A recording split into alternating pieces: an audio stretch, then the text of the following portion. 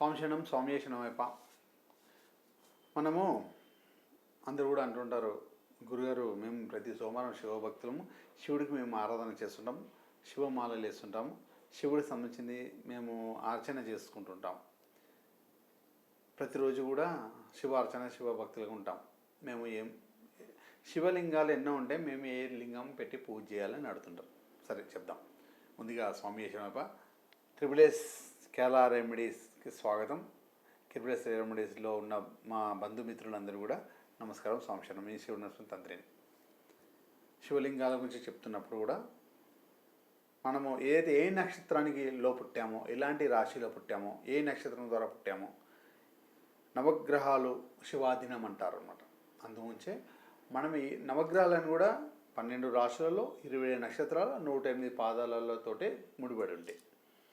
అందులో నవలింగాలు అంటే మనకు ఏదైతే లింగాలు ఉన్నాయో మన నక్షత్రానికి అనుకూలంగా ఉండే లింగము, మన నక్షత్రం ఏ గ్రహాలు ఉందో ఆ గ్రహానికి సంబంధించిన లింగార్చన మనం చేస్తే, చూడండి, శుక్రుడికి సంబంధించిన నక్షత్రం ఉందనుకోండి, మనకు స్ఫటిక లింగాన్ని పూజించేస్తాం.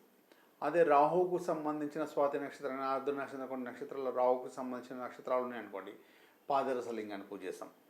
అట్లా మనకు ఒక్కొక్క లింగానికి సంబంధించిన, ఒక్కొక్క రత్నానికి సంబంధించిన, ఒక్కొక్క నక్షత్రానికి సంబంధించిన ఏ లింగార్చన అయితే చేస్తే బాగుంటుందో ఆ నక్షత్రానికి సంబంధించిన లింగం మీరు తెచ్చుకొని సోమవారం రోజు ఆ అర్చన కానీ పూజ కానీ చేస్తే అది శీఘ్రమైన ఫలితాలు ఉంటాయని నేను ఈ మన జ్యోతిర్లింగాలు, మన అయితే లింగార్చన శివుడికి సంబంధించిన అర్చన అభిషేకాలు ఎలా చేసుకోవాలి, అలా స్వామివారి ఏ లింగార్చన చేస్తే మనకు అతి శీఘ్రంగా ఫలితాన్ని ఇస్తుంది. స్వామివారి ఇది కూడా ఇది చిక్కటి నీళ్ళు, గుప్పటి నీళ్ళు పోసే చాలు మనకు అతి శీఘ్రంగా అతి తొందరగా కోరిక తీర్చే శివ భగవానుడు.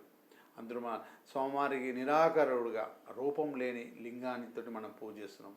నిరాకారుడు కాబట్టి ఏ రూపం ఉండదు కాబట్టి మనం లింగానికి మనం పూజ చేస్తాం.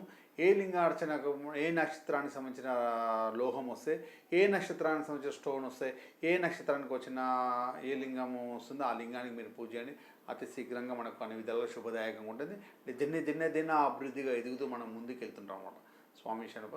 సురుము తయారీ అర్చన కొలిసి ఆర్యంగా వెనక్కి వల్ల వాళ్ళకి నేర్మేలి ధర్మశాల స్వామి శరణప్ప.